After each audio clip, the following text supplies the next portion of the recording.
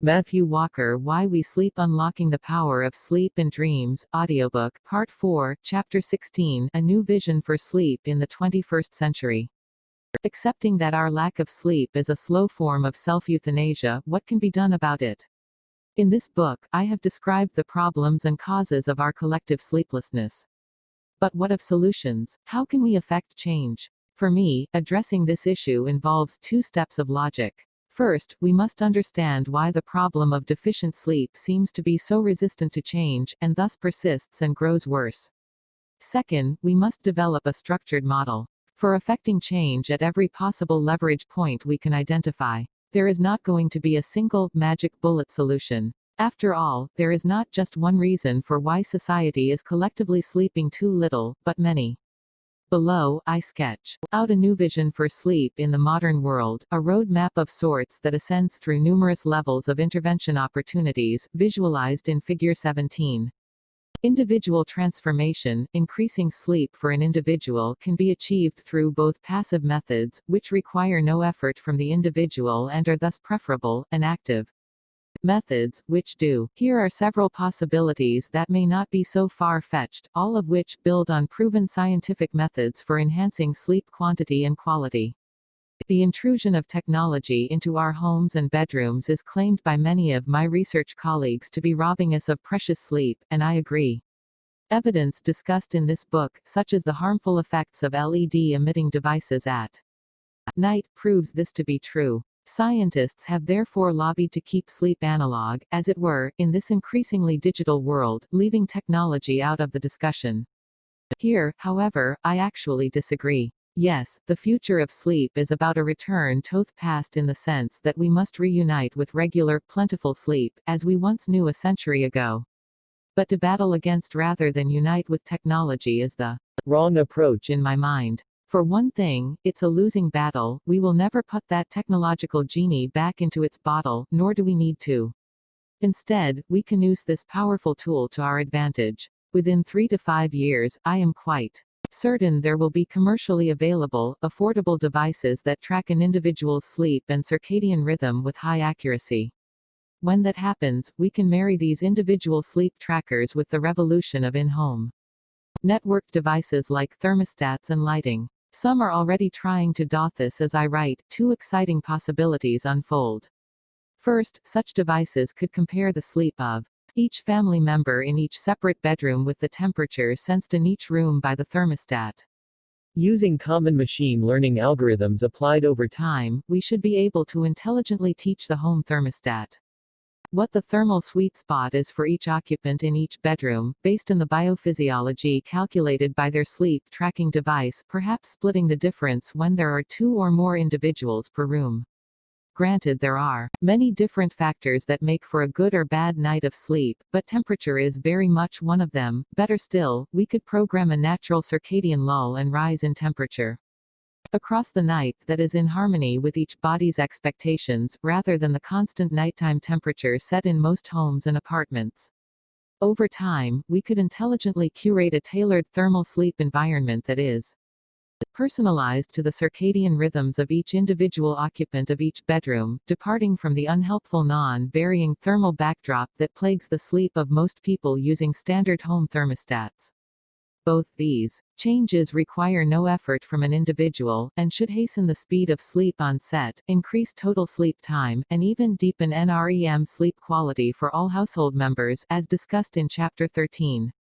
The second passive solution concerns electric light. Many of us suffer from overexposure to nighttime light, particularly blue-dominant LED light from our digital devices. This evening digital light suppresses melatonin and delays our sleep timing. What if we can turn that problem into a solution? Soon, we should be able to engineer LED bulbs with filters that can vary the wavelength of light that they emit, ranging from warm yellow colors less harmful to melatonin to strong blue light that powerfully suppresses it, paired with sleep trackers that can accurately characterize our personal biological rhythms. We can install these new bulbs throughout a home, all connected to the home network. The light bulbs, and even other network LED screen devices, such as iPads, would be instructed to gradually dial down the harmful blue light in the home as the evening progresses, based on an individual's or set of individuals' natural sleep-wake pattern. We could do this dynamically and seamlessly as individuals move from one room to the next in real time.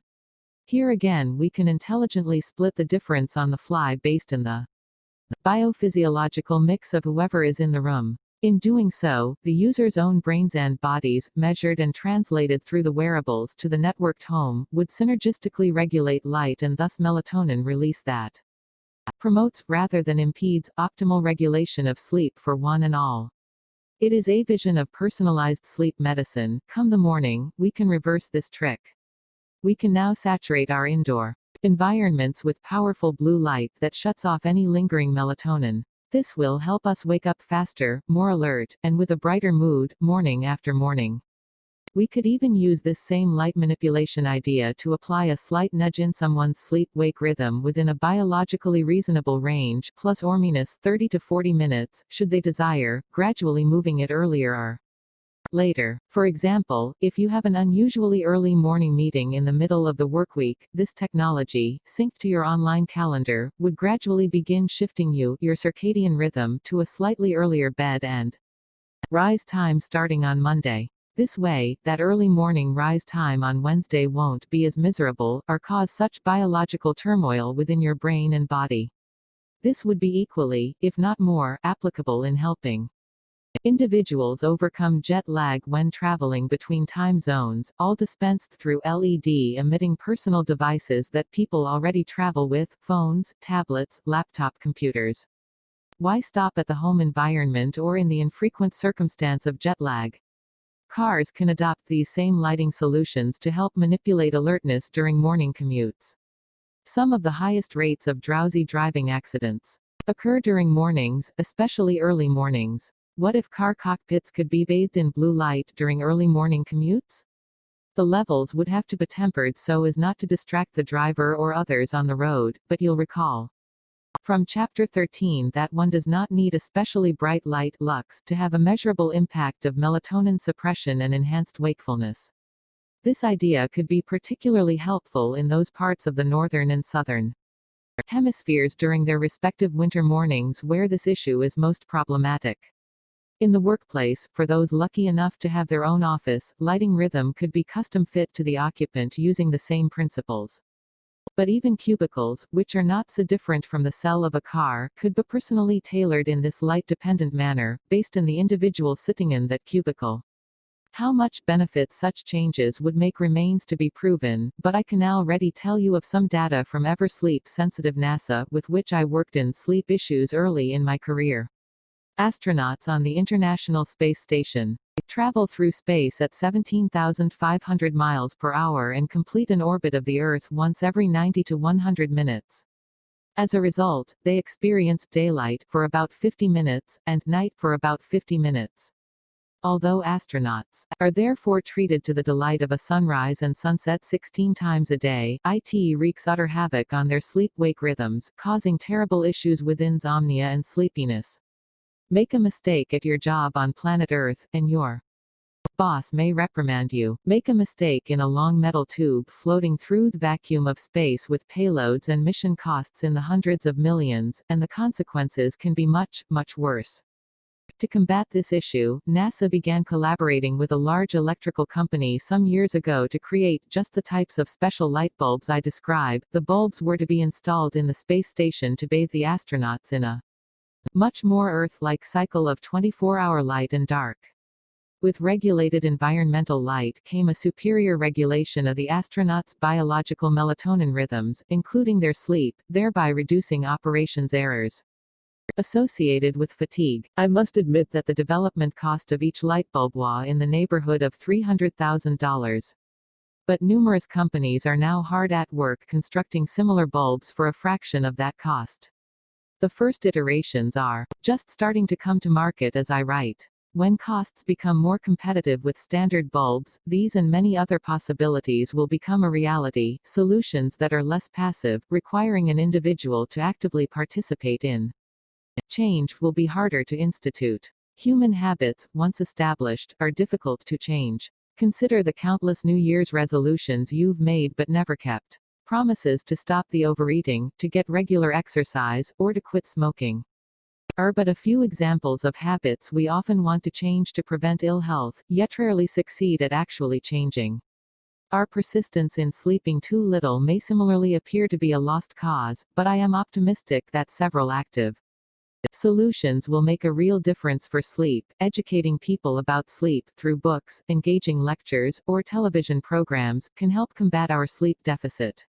I know firsthand from teaching a class on the science of sleep to 400 to 500 undergraduates each semester. My students complete an anonymous sleep survey at the start and the end of the course. Across a semester of lectures, the amount of sleep they report getting increases by 42 minutes per night on average. Trivial as that may sound, it does translate to 5 hours of extra sleep each week, or 75 extra hours of sleep each semester. But this isn't enough. I'm sure a depressingly large proportion of my students returned to their shorter, unhealthy sleep habits in the years after. Just as describing the scientific dangers of how eating junk food leads to obesity rarely ends up with people choosing broccoli over a cookie. Knowledge alone is not enough. Additional methods are required, one practice known to convert a healthy new habit into a permanent way of life is exposure to your own data. Research in cardiovascular disease is a good example. If patients are given tools that can be used at home to track their improving physiological health in response to an exercise plan, such as blood pressure monitors during exercise programs, scales that log body mass index during dieting efforts, or spirometry devices that register respiratory lung capacity during attempted smoking cessation, compliance rates with rehabilitation programs increase. Follow up with those same individuals after a year or even 5, and more of them have maintained their positive change in lifestyle and behavior as a consequence. When it comes to the quantified self, it's the old adage of seeing is believing that ensures longer-term adherence to healthy habits. With wearables that accurately track our slumber fast emerging, we can apply this same approach to sleep. Harnessing smartphones as a central hub to gather an individual's health data from various sources, physical activity such as number of steps or minutes and intensity of exercise, light exposure, temperature, heart rate, body weight, food intake, work productivity, or mood, we show each individual how their own sleep is a direct predictor of their own physical and mental health. It's likely that, if you wore such a device, you would find out that on the nights you slept more you ate less food the next day, and of a healthy kind, felt brighter, happier, and more positive, had better relationship interactions, and accomplished more in less time at work. Moreover, you would discover that during months of the year when you were averaging more sleep, you were sick less, your weight, blood pressure, and medication use were all lower, and your relationship or marriage satisfaction, as well as sex life, were better, reinforced day after day, month after month, and ultimately year after year. This nudge could change many people's sleep neglect for the better. I'm not so naive to think it would be a radical change, but if this increased your sleep amount by just 15 to 20 minutes each night, the science indicates that it would make a significant difference across the lifespan and save trillions of dollars within the global economy at the population level, to name but 2 benefits. It could be one of the most powerful factors in a future vision that shifts from a model of sick care, treatment, which is what we do now, to health care, prevention, the latter aiming to stave off a need for the former. Prevention is far more efficient than treatment, and costs far less in the long run. Going even further, what if we moved from a stance of analytics, i.e., here is your past and/or current sleep and here is your past and/or current body weight, to that of forward-looking predictalytics? To explain the term, let me go back to the smoking example. There are efforts to create predictalytics apps that start with you taking a picture of your own face with the camera of your smartphone. The app then asks you how many cigarettes you smoke on average a day.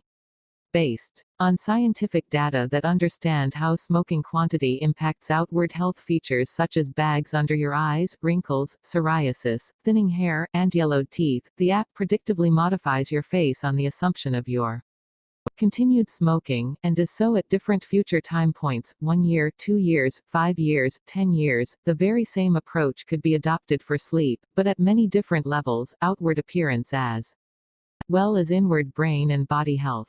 For example, we could show individuals their increasing risk, albeit non-deterministic, of conditions such as Alzheimer's disease or certain cancers if they continue sleeping too little. Men could see projections on how much their testicles will shrink or their testosterone level will drop should their sleep neglect continue. Similar risk predictions could be made for gains in body weight, diabetes, or immune impairment and infection. Another example involves offering individuals a prediction of when they should or should not get their flu shot based on sleep amount in the week prior. You will recall from Chapter 8 that getting 4 to 6 hours of sleep a night in the week before your flu shot means that you will produce less than half of the normal antibody response required, while 7 or more hours of sleep consistently returns a powerful and comprehensive immunization response. The goal would be to unite health care providers and hospitals with real-time updates on an individual's sleep, week to week. Through notifications, the software will identify the optimal time for when an individual should get their flu shot to maximize vaccination success. Not only will this markedly improve an individual's immunity but also that of the community, through developing more effective herd immune benefits. Few people realize that the annual financial cost of the flu in the U.S. is around $100 billion, $10 billion direct and $90 billion in lost work productivity. Even if this software solution decreases flu infection rates by just a small percentage, it will save hundreds of millions of dollars by way of improved immunization efficiency by reducing the cost burden on hospital services, both the inpatient and outpatient service utilization. By avoiding lost productivity through illness and absenteeism during the flu season, businesses and the economy stand to save even more, potentially billions of dollars, and could help subsidize the effort. We can scale this solution globally. Anywhere there is immunization and the opportunity to track an individual's sleep, there is the chance for marked cost savings to healthcare systems, governments, and businesses, all with the motivated goal of trying to help people live healthier lives. Educational change. Over the past 5 weeks, I conducted an informal survey of colleagues, friends, and family in the United States and in my home country of the United Kingdom. I also sampled friends and colleagues from Spain, Greece, Australia, Germany, Israel, Japan, South Korea, and Canada. I asked about the type of health and wellness education they received at school when they were growing up. Did they receive instruction on diet? 98% of them did, and many still remembered some details, even if those are changing based on current recommendations.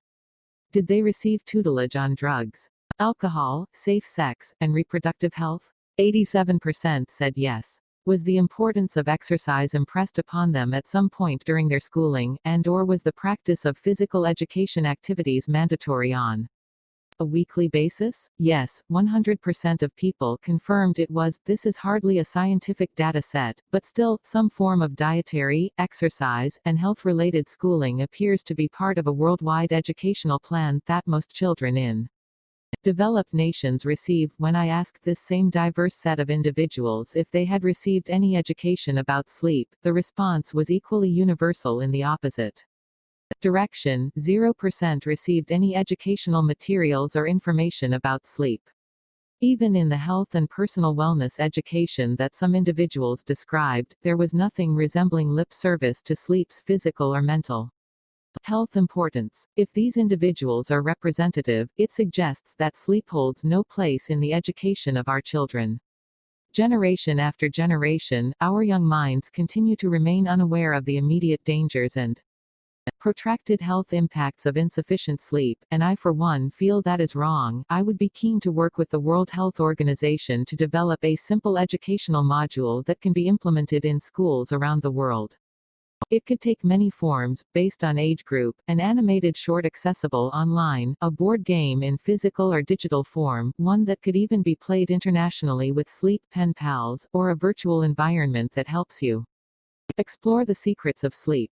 There are many options, all of them easily translatable across nations and cultures. The goal would be twofold: change the lives of those children and, by way of raising sleep awareness and better sleep practice, have that child pass on their healthy sleep values to their own children. In this way, we would begin a familial transmission of sleep appreciation from one generation to the next, as we do with things like good manners and morality. Medically, our future generations would not only enjoy a longer lifespan, but, more importantly, a longer health span, absolved of the mid and late life diseases and disorders that we know are caused by, and not simply associated with, chronic short sleep. The cost of delivering such sleep education programs would be a tiny fraction of what we currently pay for our unaddressed global sleep deficit. If you are an organization, a business, or an individual philanthropist interested in helping make this wish and idea a reality, please do reach out to me. Organizational change. Let me offer 3 rather different examples for how we could achieve sleep reform in the workplace and key industries. First, to employees in the workplace. The giant insurance company Aetna, which has almost 50,000 employees, has instituted the option of bonuses for getting more sleep, based on verified sleep tracker data. As Aetna chairman and CEO Mark Bertolini described, being present in the workplace and making better decisions has a lot to do with our business fundamentals. He further noted, you can't be prepared if you're half asleep. If workers string together 27-hour nights of sleep or more in a row, they receive a $25 per night bonus, for a capped total of $500. Some may scoff at Bertolini's incentive system, but developing a new business culture that takes care of the entire life cycle of an employee, night and day, is as economically prudent as it is compassionate. Bertolini seems to know that the net company benefit of a well-slept employee is considerable. The return on the sleep investment in terms of productivity, creativity, work enthusiasm, energy, efficiency, not to mention happiness, leading to people wanting to work at your institution and stay, is undeniable. Bertolini's empirically justified wisdom overrides misconceptions about grinding down employees with 16 to 18-hour workdays, burning them out in a model of disposability and declining productivity, littered with sick days, all the while triggering low moraligned high turnover rates. I wholeheartedly endorse Bertolini's idea, though I would modify it in the following way. Rather than, or as an alternative to, providing financial bonuses, we could offer added vacation time. Many individuals value time off more than modest financial perks. I would suggest a sleep credit system, with sleep time being exchanged for either financial bonuses or extra vacation days. There would be at least one proviso: the sleep credit system would not simply be calculated on total hours clocked during 1 week or 1 month. As we have learned, sleep continuity, consistently getting 7 to 9 hours of sleep opportunity each night, every night, without running a debt during the week and hoping to pay it off by binge sleeping at the weekend, is just as important as total sleep time if you are to receive the mental and physical health benefits of sleep. Thus, your sleep credit score would be calculated based on a combination of sleep amount and night-to-night sleep continuity. Those with insomnia need not be penalized. Rather, this method of routine sleep tracking would help them identify this issue, and cognitive behavioral therapy could be provided through their smartphones. Insomnia treatment could be incentivized with the same credit benefits, further improving individual health and productivity, creativity, and business success. The second change idea concerns flexible work shifts rather than required hours with relatively hard boundaries, i.e., the classic 9 to 5. Businesses need to adapt a far more tapered vision of hours of operation, one that resemble a squished inverted U-shape. Everyone would be present during a core window for key interactions, say 12 to 3 p.m., yet there would be flexible tail ends either side to accommodate all individual chronotypes.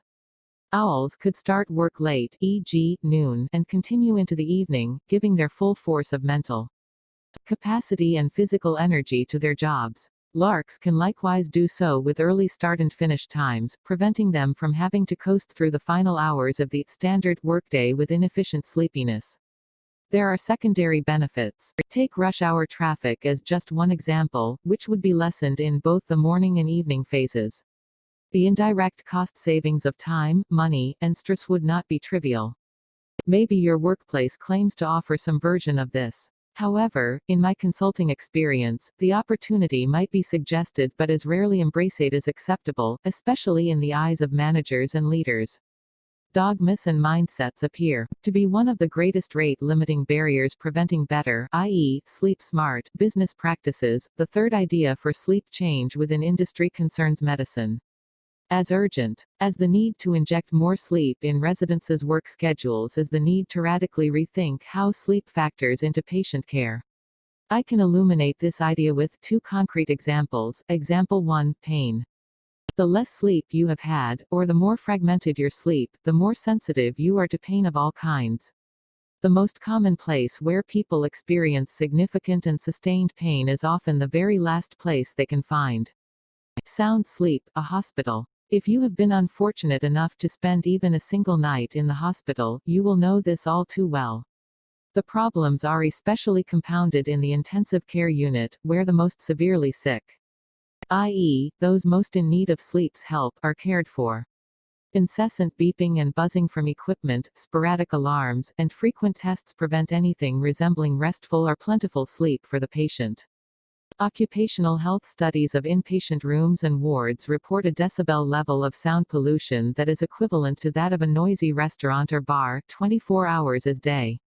As it turns out, 50 to 80% of all intensive care alarms are unnecessary or ignorable by staff. Additionally frustrating is that nodal tests and patient checkups are time-sensitive, yet many are ill-timed with regard to sleep. They occur either during afternoon times when patients would otherwise be enjoying a natural, biphasic sleep nap, or during early morning hours when patients are only now settling into solid sleep. Little surprise that across cardiac, medical, and surgical intensive care units, studies consistently demonstrate uniformly bad sleep in all patients. Upset by the noisy, unfamiliar ICU environment, sleep takes longer to initiate, is littered with awakenings, is shallower in depth, and contains less overall REM sleep. Worse still, doctors and nurses consistently overestimate the amount of sleep they think patients obtain in intensive care units, relative to objectively measured sleep in these individuals. All told, the sleep environment, and thus sleep amount, of a patient in this hospital environment is entirely antithetical to their convalescence. We can solve this. It should be possible to design a system of medical care that places sleep at the center of patient care, or very close to it. In one of my own research studies, we have discovered that pain-related centers within the human brain are 42% more sensitive to unpleasant thermal stimulation, non-damaging, of course, following a night of sleep deprivation, relative to a full, healthy 8-hour night of sleep. It is interesting to note that these pain-related brain regions are the same areas that narcotic medications, such as morphine, act upon. Sleep appears to be a natural analgesic, and without it, pain is perceived more acutely by the brain, and, most importantly, felt more powerfully by the individual.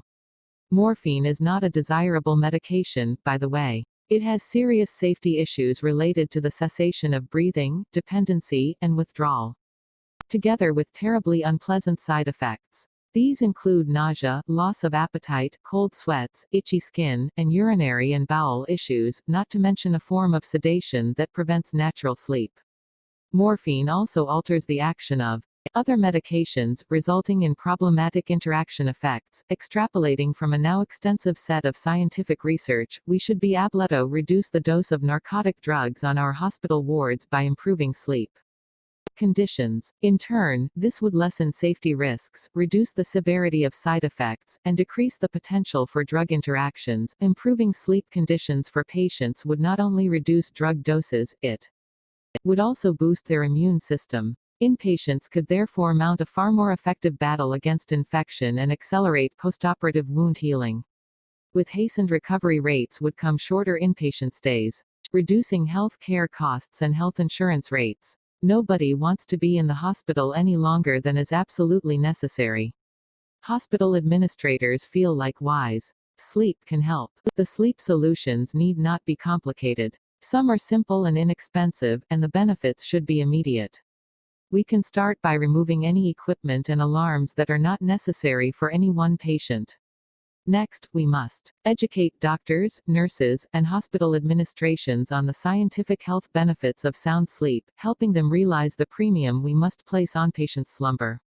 We can also ask patients about their regular sleep schedules on the standard hospital admission form, and then structure assessments and tests around their habitual sleep-wake rhythms as much as possible.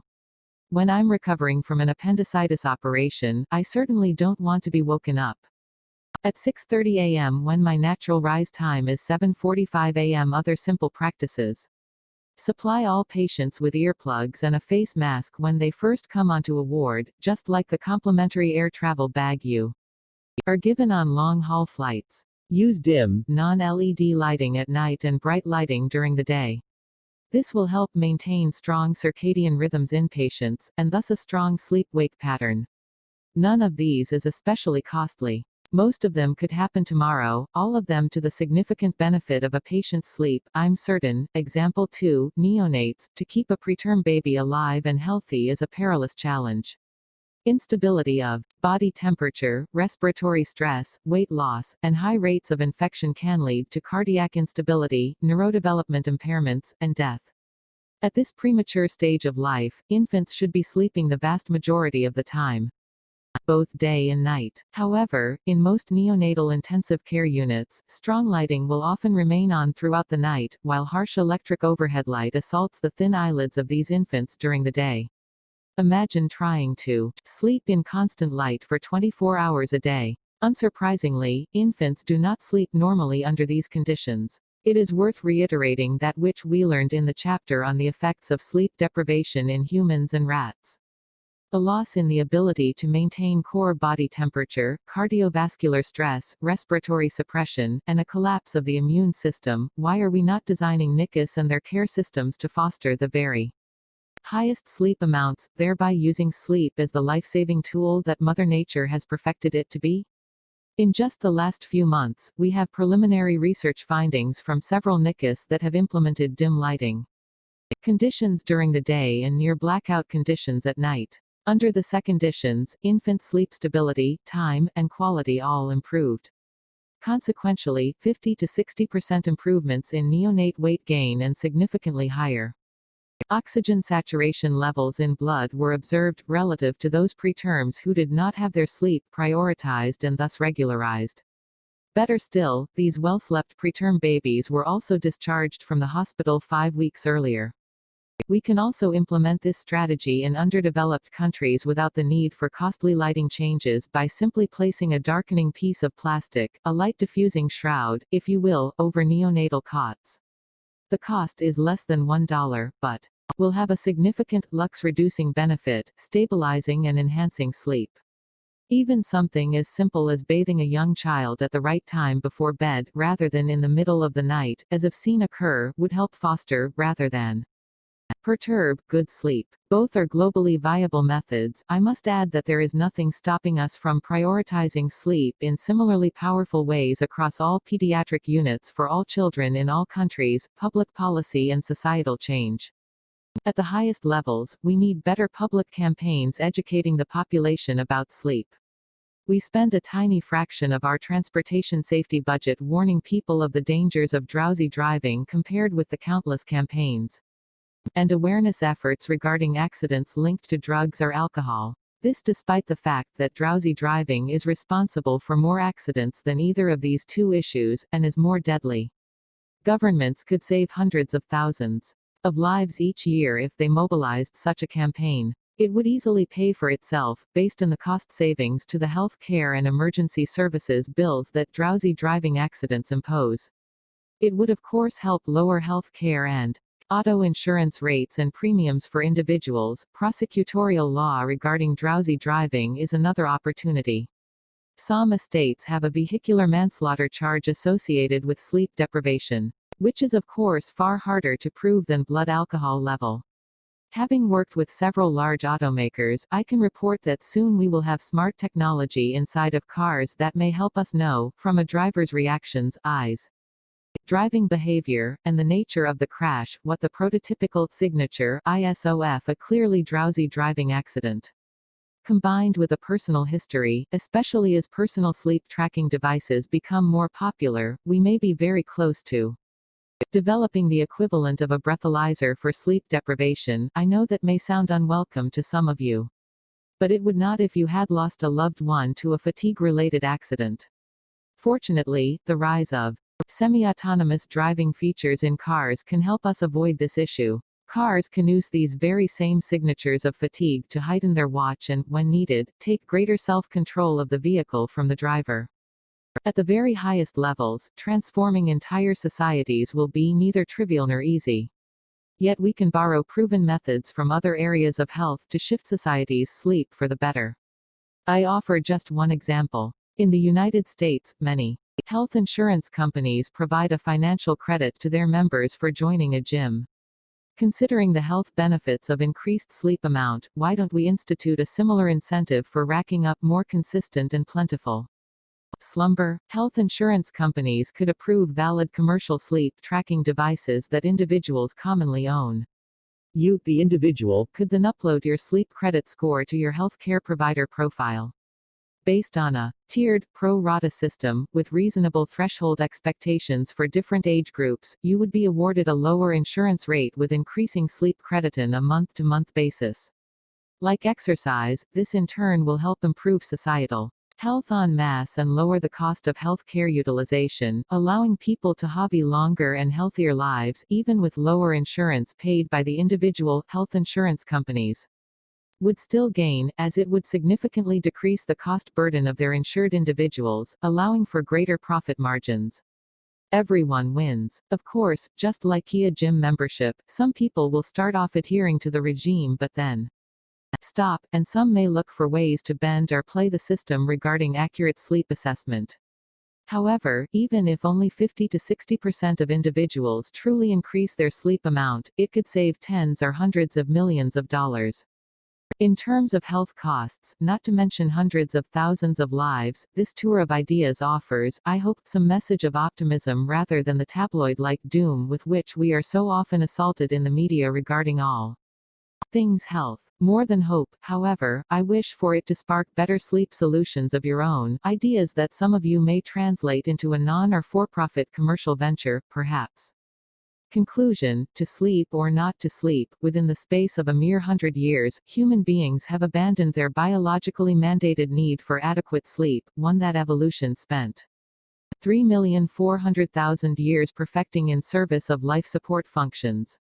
As a result, the decimation of sleep throughout industrialized nations is having a catastrophic impact on our health, our life expectancy, our safety, our productivity, and the education of our children. This silent sleep loss epidemic is the greatest public health challenge we face in the 21st century in developed nations.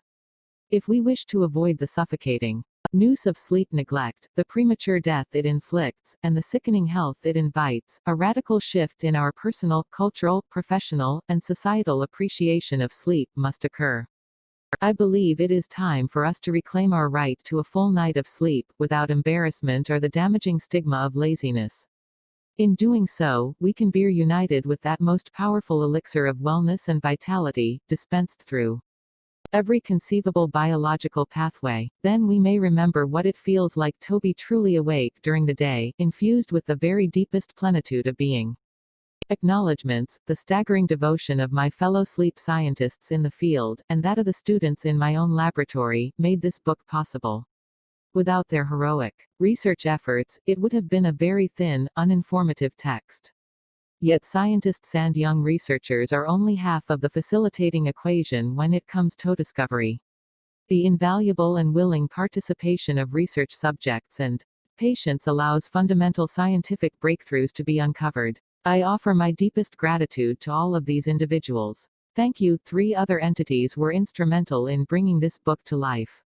First, my inimitable publisher, Scribner, who believed in this book and its lofty mission to change society.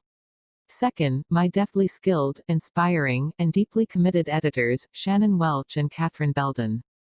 Third, my spectacular agent, sage writing mentor, and ever-present literary guiding light, Tina Bennett. My only hope is that this book represents a worthy match for all you have given to me, and it. About the author, Matthew Walker, Ph.D., is a professor of neuroscience and psychology at UC Berkeley, the director of its sleep and neuroimaging lab, and a former professor of psychiatry at Harvard University. He has published more than 100 scientific studies and has appeared on 60 Minutes, Nova, BBC News, and NPR's Science Friday. Why We Sleep is his first book.